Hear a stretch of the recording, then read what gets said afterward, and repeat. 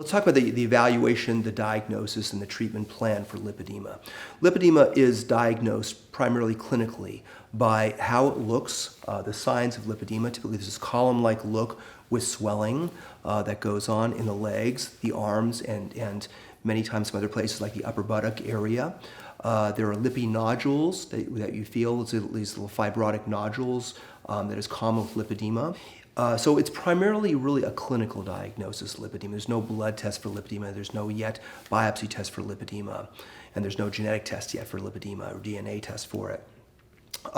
How I go about it in my practice is there's a consultation process. If a patient is not able to see me face-to-face, then I do what is called a photo-phone consultation with the patient. They send in information in a questionnaire that we send to patients. They're instructed in terms of how to take photographs for me to evaluate, and then a consultation is scheduled with them on the phone where I review what they have written, I review their photographs, and then I ask them a lot of questions to fill in the gaps of knowledge. I explain my philosophy in terms of the approach to the lipedema patient, and we then get on in terms of a treatment plan in terms of what exactly should be done.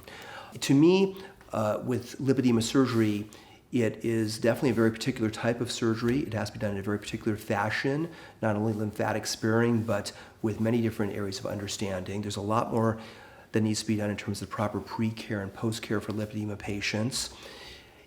One of the philosophies I've always had, and I also apply this to lipedema patients, is that it's about creating proper balance and proportion to a patient's body. And in the lipedema patient, it pretty much is exactly that. We are targeting areas of disproportion.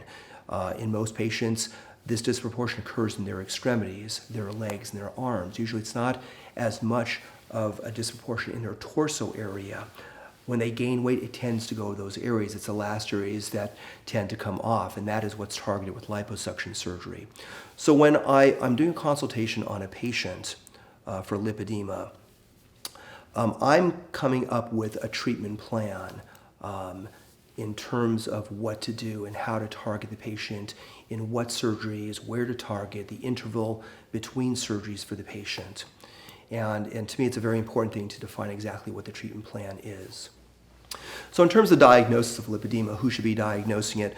It's at the present time, unfortunately, most doctors don't know about it. I'm heartened to hear that as time goes on, more and more doctors are beginning to understand and learn about lipedema and are actually able to diagnose it from the signs and the symptoms of lipedema, what it looks like and what the patient is feeling. A lot of patients still, many times in the consultation, have not been diagnosed and send me photographs, and by the photographs and by the information that I see, I'm able to actually diagnose them with lipedema. But if you're coming from outside Los Angeles, I think it would be great to try to find a doctor who has heard of lipedema to begin with and understands it a little bit, at least in terms of the ability to diagnose it.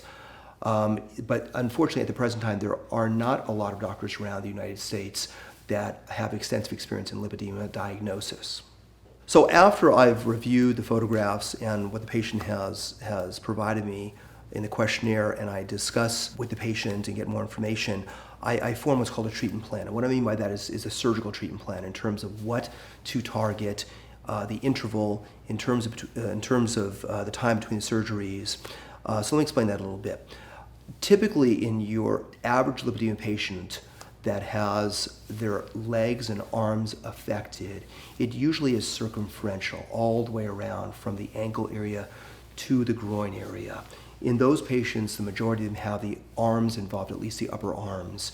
So many of my treatment plans, I would say 80 to 90%, are about doing the surgery in two different surgeries and doing those areas completely.